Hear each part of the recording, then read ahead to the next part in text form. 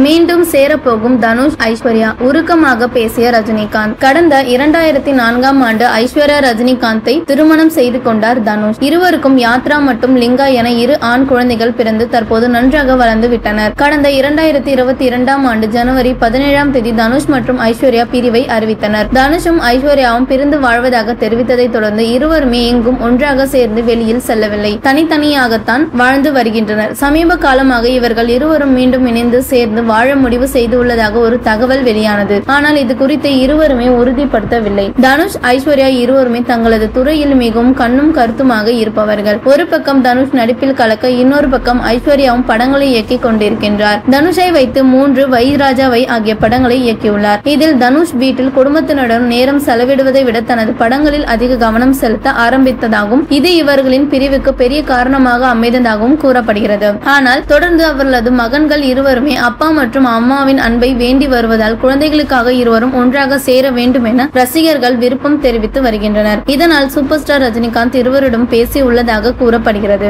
இதனால் இருவரும் மனம் மாறி இருப்பதாக தெரிகிறது. எனவே இருவரும் சேர்ந்து வாழக்கூடிய சூழ்நிலை உருவாகி வருகிறது என்ற மகிழ்ச்சியில் ரஜினிகாந்த் மற்றும் அவரது குடும்பத்தினர் இருக்கின்றார்கள். இதனை அடுத்து நடக்க போகிறது என்பதை நாம் பொறுத்திருந்துதான் பார்த்தால் விபரம் விரைவில் புரியும்.